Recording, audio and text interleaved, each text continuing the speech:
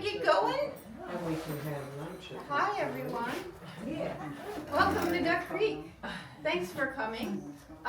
Elaine just mentioned that many of you maybe have not been here before, so I'm just going to quickly say, just so you know, this property, this historic property, is owned by the town of East Hampton. It was purchased with CPF funds, which are this 2% property tax that runs throughout Peconic, that is here to preserve community character. Thank you, I agree. Yay,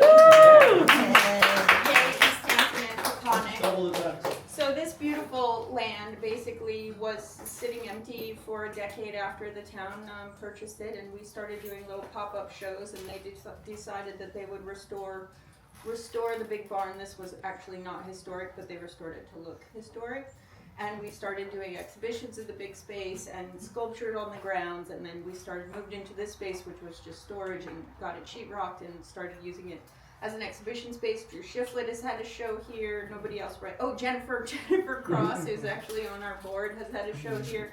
And yeah, it's been a really wonderful opportunity to have a more intimate space than our big barn to do artworks. And then, of course, Carol Saft is an incredible painter and huge supporter of Duck Creek since we roped her in, or since she discovered us. And I'm absolutely thrilled to show these paintings. I think they're amazing. I've seen them before, or ones like them before, and Carol proposed an exhibition for us, and we wholeheartedly, it was unanimously determined by our panel of all of our shows are proposal based. So we have a panel of Duck Creek alumni. Actually, Elizabeth Hazen, who's just coming in now, also did a show in here. And that's one of the wonderful things about Duck Creek, is we really try and develop relationships with the people who show here, and they become kind of a part of what we're doing. Carol brought Elaine to us with the idea of doing a talk, and I'm going to get out of the way and let them do what they do.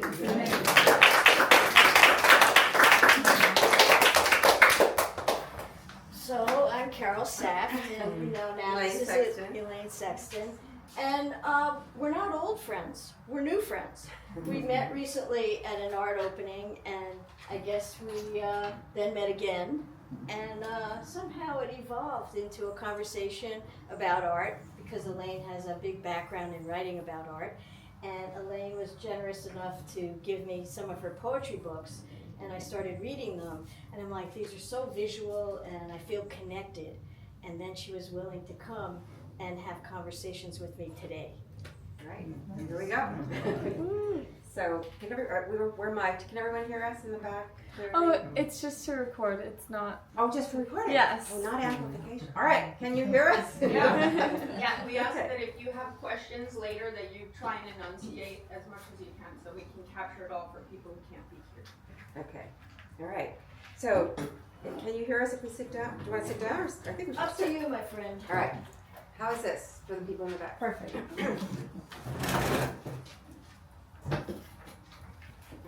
All right. So this is a conversation. Carol asked me to talk a little bit about my poetry, but the focus is on her. But I will tell you something that I feel like she feels like we have an affinity, and I was looking to see what we had in common. And one of the things as a poet, I think that we have in common is this kind of forensic approach to subject matter. Like we're looking at material in a kind of, like almost, not, I wouldn't say X-ray vision, but looking really intensely at the minutia of things that are often overlooked and not the things that are the most beautiful. And I'll just use one example, a poem of mine called Landscape with Power Lines. About 6 years ago, my wife and I bought a house, and the very first morning I woke up in front of a farm land and trees and everything. I look up from the bedroom window, and all I can see are power lines through the trees. I mean, they were always there, but I decided that the power lines kind of enhanced everything else. It made everything else kind of writ large. And I feel like, in a way, this is what Carol does with her work, because these paintings are kind of not beautiful in a traditional way. So she's looking at these things that are often overlooked, really things that are hidden, these home beauty treatments, things that are not the things that are always celebrated in art. And so I feel like the approach to poetry and painting, these sister arts, we have a lot in common in our approach. So it's all going to be all about you. So, so I thought we would just start with, I saw this quote by Edgar Degas, who says, "Art is not what you see, but what you make others see." And so I thought I would just see if you had any thoughts about you. We see what you see, but more so we see what you want others to see. Do you have a thought about that? Wow. These are going to be good questions. I think for me, the little brochures I gave you, which use the word reveal, what is known and what is unknowable in a relationship with another person, it is about seeing, but it's not about the mechanics or biological opportunity to see. It's about a deeper seeing, and I think the things that inspire me are the times when I glance at something and it resonates, and it goes pretty deep, and it might be humorous, it might be odd. There's a lot of paintings here that are odd, and the early ones were described by a lot of people about a kind of intimacy. I started them during the COVID lockdown, and we were locked down together in our apartment, and I was thinking of ways to keep myself occupied, and I bought 20 canvases, and I started observing Cynthia. And one of the first paintings is this painting called Putting on a Zoom Face. You remember from COVID, everyone was doing their meetings on Zoom. And so that was closely observed. And for me, the seeing was a little bit the oddity as a mechanical event for me to try to paint a tilted head in a mirror. It was pretty hard. And what I usually do is take that glance and then let the issues in a painting take over, so that I'm not working from a model the way Degas did, where he had his whole family seated in the living room and then he makes a painting. My work isn't like that. It's more like a memory glance. Right. And sort of the elements in the painting dictate how the next stroke is going to take place. And as you might imagine, it's pretty complicated, because things that you do that seem like a small gesture become something that you then have to reckon with as you continue painting. You create problems for yourself when you're painting, and then you try to solve the problems. So in terms of seeing, it's probably in some way like a poem, because when you choose a word, all of a sudden this word has so much magnetism and power, the rest of the poem has to live up to it. Certainly that. Yes. And So also, another thing I learned in a studio visit earlier was that Carol doesn't paint from a photograph, so it's all from memory. So that, which is different than a lot of artists who do portraits, because people sit for portraits. But can you say a little bit? Well, you did say a little bit about that. You're painting from memory, but you're also drawing from something. Yes. So for the first 5 years of my training, I studied anatomy and drawing from the model. So in the evenings, I would go to the Art Students League, and 3 times a week I would draw from the model. And as I grew as an artist, I had other bodies of work in sculpture, and I've made many, many short documentaries where I'm looking through a camera lens. I've made about 50 documentaries. And when you're shooting a film, you're composing by moving the camera and deciding how people are going to track across a time period, basically. So in working on paintings, I think the same way.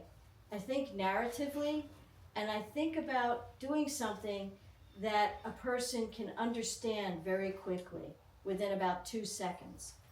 So I guess I'm going to be in trouble later on as I make more paintings, because you want to make more and more objects and things in your paintings, and then they become more complex. So yeah, Yeah. but like for this painting, which is called Cindy Makes a New Face with New Face. So this object, one day I walked into the room and she was using this thing, and it's like a little electronic thing that changes something.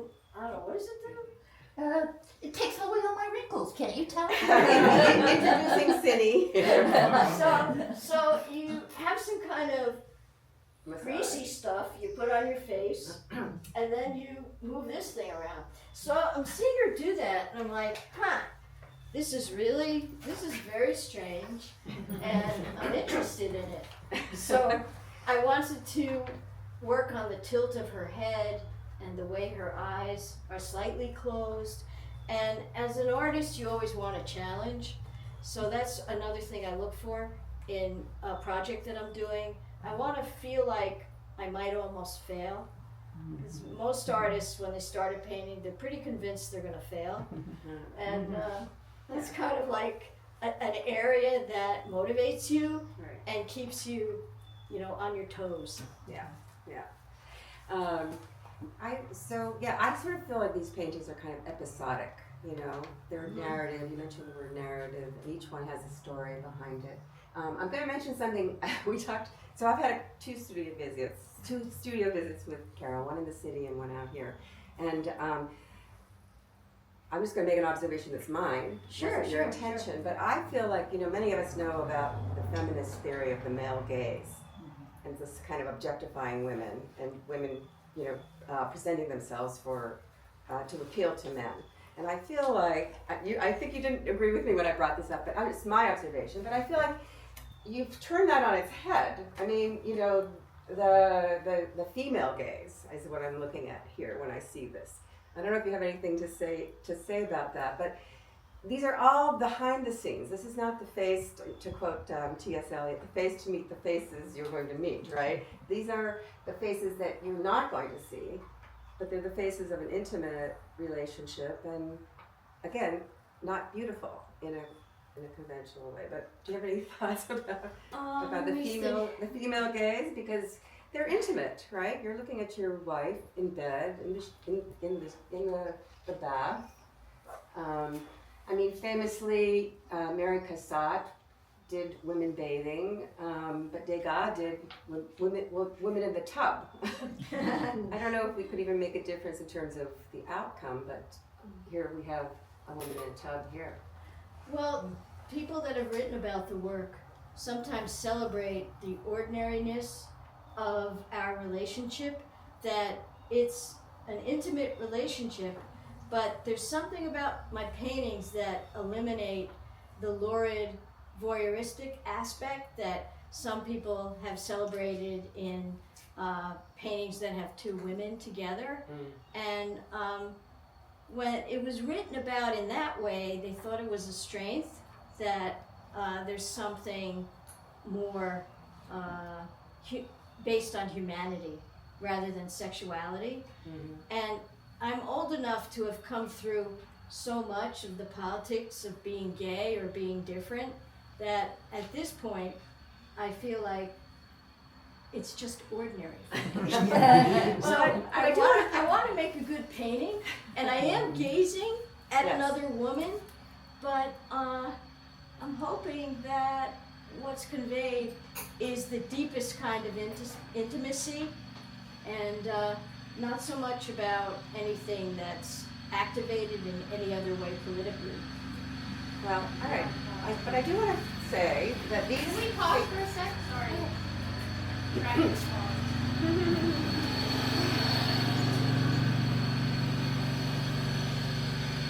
Okay. All right. Well, but I do want to, talk about the female gaze. I think there is eros in some of these images. I mean, these kind of terrifying and interesting images are, are potent, and they're kind of lurid in a way. If you look at these, but do you want to talk about, you told me the story, but why don't you share with this group the story behind this painting here? The Mask. The Mask number 1. Is that Yeah. ground zero? Yeah, that's I was realizing I was moving into this direction that I call Beauty is You. And my first solo show in New York of paintings was in 2022 at Canada Gallery, and that show was a result of posting some paintings on Instagram, and the gallery started following me, and then they offered me a solo show. A huge success. She won't say this, but I think she sold out Well, after this, right? So what I will say is that show is called the Cine paintings. Singing? Cine, C-Y-N-N-I-E. So Cynthia. my wife Cynthia, that's my nickname for her. And then as I made a bunch of those paintings, I started still observing what was going on around our relationship. And I walked into a room one day, and her face was glowing red. And I'm like, what's this? Oh my God, what's this? And it turned out to be this red light therapy that is created by a mask. The mask, when it's not glowing, looks like this. And it's a cosmetic mask. And I can never keep up with what Cynthia buys to improve herself. So it's not on my radar. It's never on my radar. So this was a big surprise. And I started making many paintings with the mask. And I started thinking of that series as Beauty is You. So then on another occasion, I'm walking into the TV room, and it's pretty dark in there. She's watching TV, and she's taking care of her beauty treatments in the evening. And that's this painting. Yeah. Yeah. So there's several, elements. Here's one. This is called Bunny Up. She has this headband that's like a bunny, and she puts it on so she could take her makeup off. And that was another glance that I had. No one day. undocumented moment in this. Well, I did make 50 documentaries, so I do have that impulse to really, I think, keep something forever, cherish it, keep it forever. And then another time she was doing exercises, and she had her bunny thing on, and then she had her Omnilux thing on, and it was just, I couldn't pass it up. It was just too much, So, Well, you did address one of my other questions Carol is primarily previously known as a filmmaker, and a sculptor, and doing site-specific work. But I think do you want to say a few things about your filmmaking and how it relates to painting? Do you see it in the work? well, I do think in a narrative way. So for me, it is about telling a little story but I'm telling the story to myself. The story that I offer people who are seeing the paintings is very brief. But for myself, there's a giant story behind each painting. And that's what keeps me going. That's what helps me look for the next moment that I want to preserve. And because of life experiences, I do think that the best things that we care about aren't always enduring. They're with us for a short amount of time, and I think that's with me very often, that I think that way. So having captured a moment, the way the light is in this painting, one of my earliest, Cynthia loves her tattoos. Just the way I could walk into the bedroom and she's sleeping on her side, and there's a certain kind of light. And we had a lot of battles about those tattoos, but I ended up liking them. So here they are in the painting. So you have great titles, Bunny Up and what is some of them? Bunny Down. Is there Bunny Down? Is that the? That's Bunny Down. Oh. Yeah. Northern Nap. Yeah, this Northern one. Nap. Northern Nap. And putting on a Zoom face, and Posers. Which one's Posers? Posers is the one where there's we can take that off the wall maybe. There's yoga Oh, going yeah, that, on. yes, the yoga. There's yoga going on, And the dog. and the dog is watching the yoga. Our Right. dog Iggy, unfortunately, he passed. But the early paintings, there's a lot of paintings with Iggy. Yeah. So one of the artists that I thought of when I was looking at this work and as a body of work is Myra Coleman. Oh yeah. Women carrying things. I don't know if people know this, but they're, hers are kind of, she's turned that into a graphic novel. But your titles are kind of poetic also. So I think there's a thread. Have you ever thought about putting this together as a collection? You mean in a? Graphic novel? Oh, I don't know if I could put in the time that it takes to make each little frame. Well, What are you thinking? Well, you have the body of work. I'm just saying. Ah. Well, but let's which brings me to the title of the exhibit, which is My Wife Masked and Unmasked. So that's a really poetic title. I mean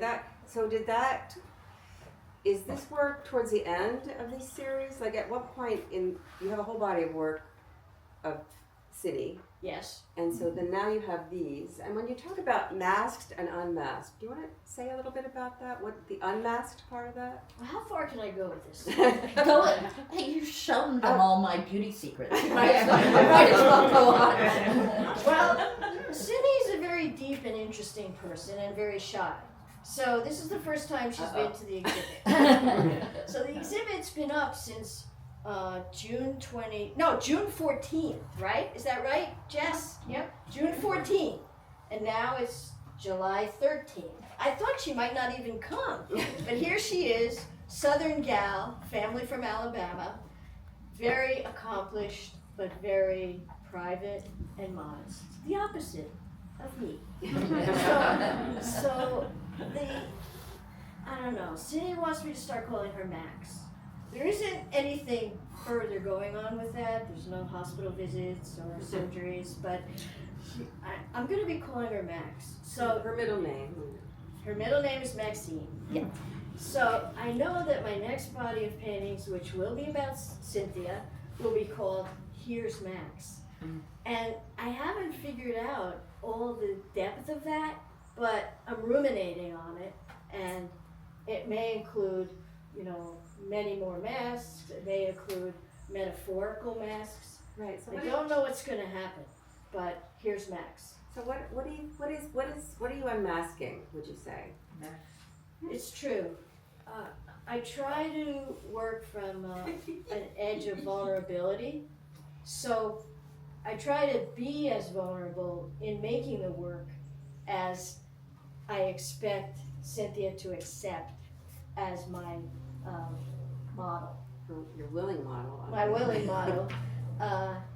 And she doesn't tell me what to do, she doesn't say what she likes and she doesn't like, but now that there's nearly 100 paintings, it's that I kind of rely on the trust that we have. So, we have to see what will come of it. There might be more storytelling, a different kind, I don't know. Some of these paintings were in the Queer Detroit show last year, and like the one back there, that's called There. That was at a museum in Detroit, this one. And it's a little bit aggressive, It's kind of like, okay, she's obviously telling me what to do, but what is she actually telling me? So I think in my work there's a lot of ambiguity, and I'm kind of okay with the ambiguity because I want people to interpret it in their own way, You want to talk a little bit about the one with the hand, which is one of my favorites. Yeah, I'm trying to think how that one got started. It's just called Our Hands. Well, obviously, being two female couples, hands are pretty important. So, But there's also a suggestion of mirror there, right? Yeah, So I know. But it's not. It's your hand and touching her hand, right? yeah, and also, it might not be that obvious in this light, but her hands are a lot bigger than mine. But if I might be very personal now, when we first met. More personal than this? I don't know. Is this too personal? No, I'm just saying. Now she's going to be personal. Oh. Well, when we first met, which was, online, OkCupid, me being an over-preparer, when I picked out the place where we were going to meet up, it was called Three Tarts. It was in Chelsea. It was a chocolate shop. Sounds like you've been there. And okay, I go there an hour early, scoping it out. It was a tiny, tiny cafe. I mean, they got sick of me after a while. I was trying different tables and stuff. You know, I just wanted to be totally prepared. So she walks in the door, and of course, it was love at first sight.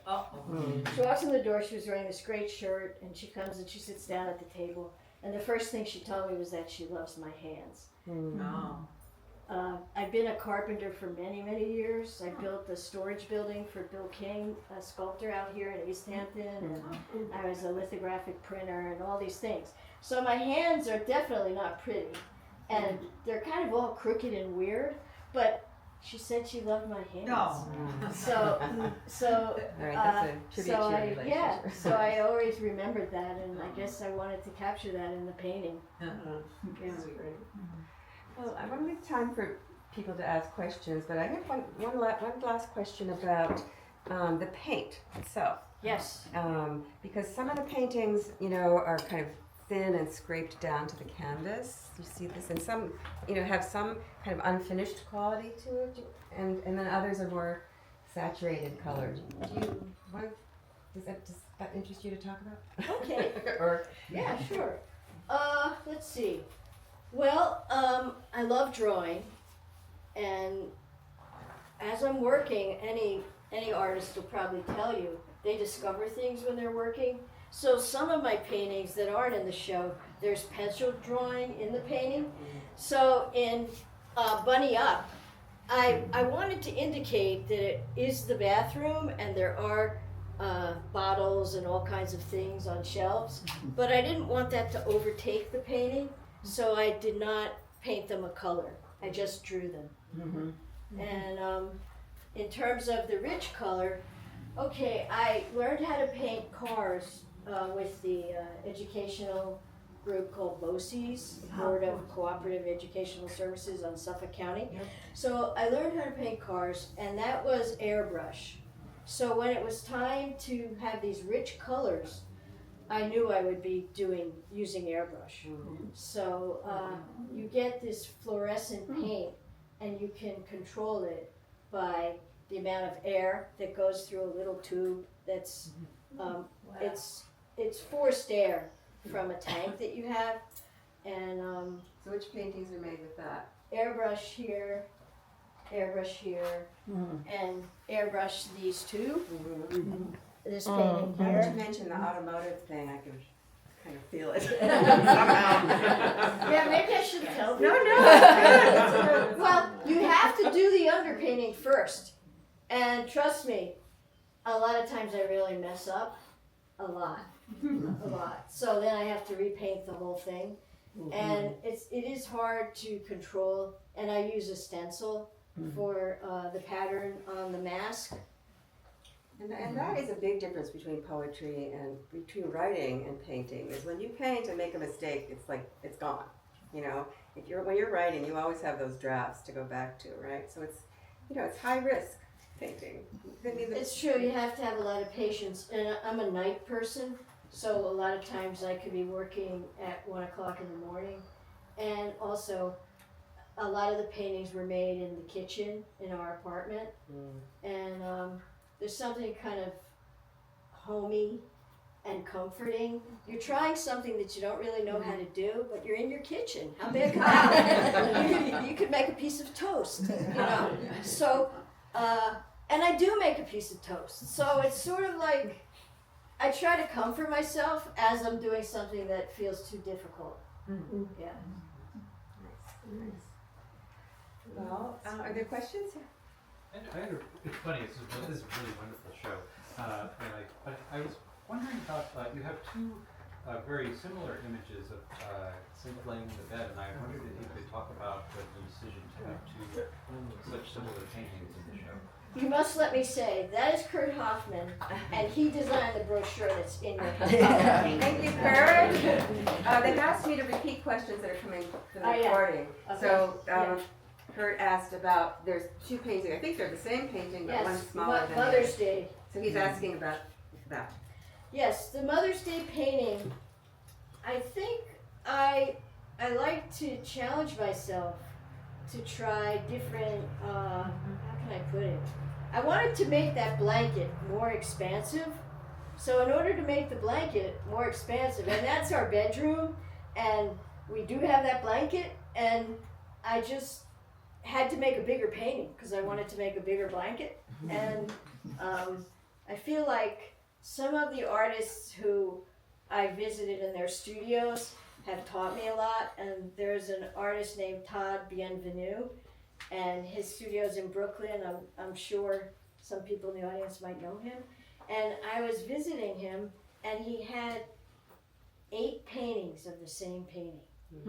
And they had different palettes, different colors. And I'm like, Todd, why are you doing this? He's like, well, I like the image, and I want to try different colors. So it sort of gave me permission to, kind of be in charge of the scale and try it out. If I could just follow up, I would say that the bed pattern really stuck with me. I keep thinking about how much The bed pattern, the way you did the blanket. Yeah. Really, thank you. Jennifer. I'd like to know more about your documentary work, because I don't know it. What are your documentaries of? Okay. My earliest documentary was a funded project about the Shinnecock Indians. I was teaching as a visiting artist in the Southampton schools. I did that for about 5 years. And there were Shinnecock students in my classes. And I was very interested in their history and what was going on the reservation. And my sister-in-law was in film school, and she wanted me to help her do the sound on one of her projects. So we were out in Gardiner's Bay with some fishermen, and they opened this big vat of dead fish to give the lobsters, and everyone vomited. Oh! So I said, Amy, maybe we could do a different movie. So we started investigating things on the Shinnecock Reservation, and they had an oyster project. So the movie Shared Ground was our effort to sort of billboard something really special that was going on the reservation, and Mabel Cuffey was in charge of that project, the oyster project. And the town of Southampton gave us money, and many other foundations. So it was a good project for us. And I was living on Gardiner's Bay at the time, so it was kind of nice. And then later on, I started making movies for people who had helped me take care of my young partner, who was very, very sick. I was partners with Meredith Allen, a young photographer, and she was sick for about 10 years. And a lot of really wonderful artists in our community helped me take care of her. And after she died, I decided I'm going to make videos about their studio practice. So I started bringing my camera to different artists' studios and making documentaries for them. So they were mostly painters except for Ilana Herzog. And so I made about 12 documentaries about Williamsburg and other artists. And sometimes I had to travel. Cynthia and I went to Nova Scotia and Cape Breton and made a movie for Robin Hill. Yeah. And then I made 30 movies about my brother Todd, who was a real character. And some of those are in the Parish Art Museum, as well as Shared Ground, the Shinnecock movie. And Can you see your films? yes, online? on your little thingy thing, on this thingy thing, Jess was smart enough to know to put in the Vimeo address. Oh, fantastic. And I went to that Vimeo address recently, and I realized not that many have sustained uploading, so I'm gonna upload a lot more. Vimeo is a website that is, you pay, I think I paid for it, I don't remember, but you can just click on any movie. So there's probably only a few on there right now, but soon there'll be a lot more. Thank you. Todd is hysterical, I have to say that. They're funny. And human. flawed and deeply human, and you catch how deeply human he is. Oh, thank you. And also, Todd, one of the movies I made about Todd, he called me and he said, I'm going to be making a cape out of bear fur. And I'm like, great. I would always say, great, let's make a video. So he drove his SUV to 23rd Street near my apartment. He opened up the back of the SUV and he takes out this bear fur and he starts telling me how he's going to stitch it together. And a lot of things happen in that little video, and that's called The Cape. So that to me sort of lives in my memory as a transformation of him. And I think it's a little bit of a precursor to the Mask series. Yeah. Interesting. Hey. Can you talk a little about not working from photographs? Because I think it gives you this vulnerability that you mentioned, and maybe it's like your hidden strength, because so many people do similar subject matter would rely on photographs and kind of have a different, it gives, I feel like there's some honesty that you have that because you're not filtering it through something else. I don't know, but do you ever feel like, I wish I could just... Right, so for the audio, the question is talking about not painting from photographs. Yes, not painting. Elizabeth Hazen asked me to elaborate on one of the benefits of not painting from photographs when nowadays many people do use a photograph. Okay, so when you learn how to draw the figure, and the goal of those classes was to be able to imagine a body in space in some gesture, in some position, and be able to capture it on paper. So you were trained to be able to do that. So a lot of the paintings, I can imagine how Cynthia's arm is supposed to look when it's over her head like this, like in this mask painting. And what you do as a painter is you keep struggling between the way the light hits the form and what color value being the darkness or lightness of the color, not the color itself. So this painting here called Afternoon, it was really, really difficult. This is one of my earliest paintings in this series. It was really difficult to get those colors just right as she was laying back on that couch. And the painting itself dictates the scale and the changes in the color value. And if you're using a photograph, it has its own scale and its own color values depending on the light in the room. And it's not going to be the same as the paints that you have available. So I find it frustrating to try to use a photograph, but occasionally I have some paintings where her hands are in a complicated way, and I will ask her to come in the room and hold her hand like that, and I will look at her hand, and I will work from what I see. Right. So sometimes I do that. So but when you're talking about color value, it's from memory. So it's your memory of that, Well, the way the light hit her. yeah, yes and no. Like the painting captures all the memory. The painting dictates the color values, even more than your own mental memory. And it determines the scale of the colors and what colors you might choose and so on. And sometimes I'm successful and sometimes I'm not. But like I think the one that's called Country Bath. Now, our bathroom does not look like that. It really doesn't. So what I wanted to capture in that painting was a certain feeling of lusciousness and freshness. And so I was working on those colors to try to have that be very, inviting. So that too is like a poem. I write poems about incidences or my family or people I know, and they say, well, that didn't happen like that. And I said, well, these are fictions.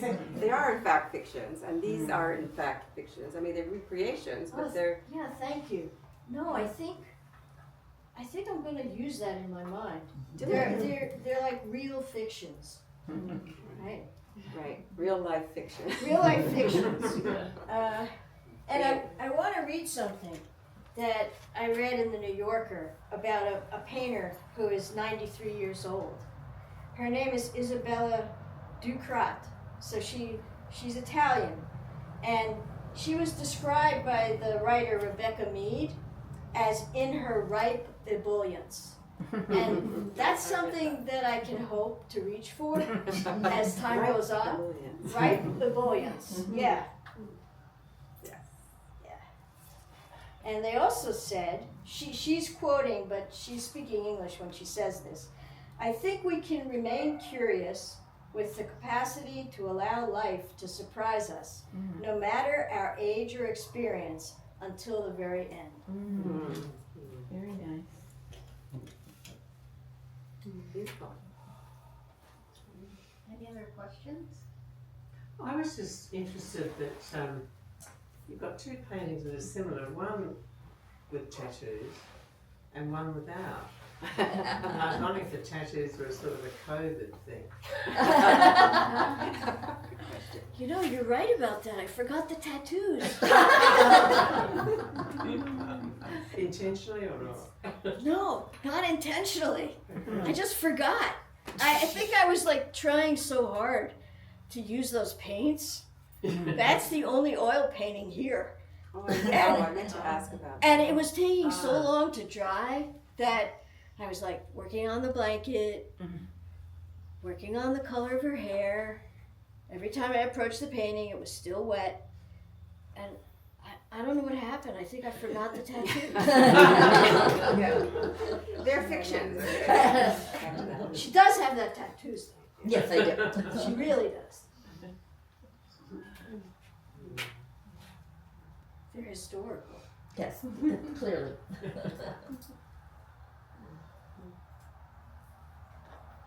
Well, I just want to say thank you to both of you for coming.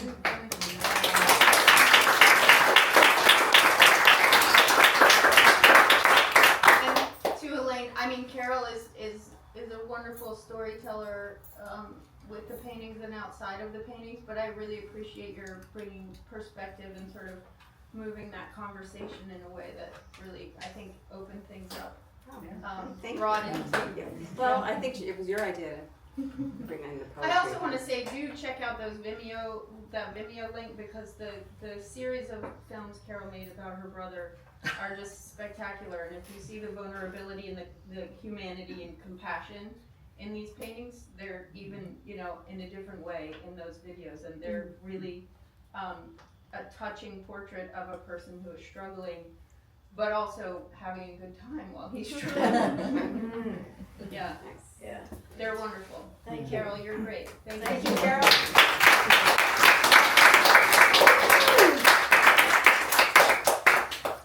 Now what do we do? Get some fresh air. This is wonderful.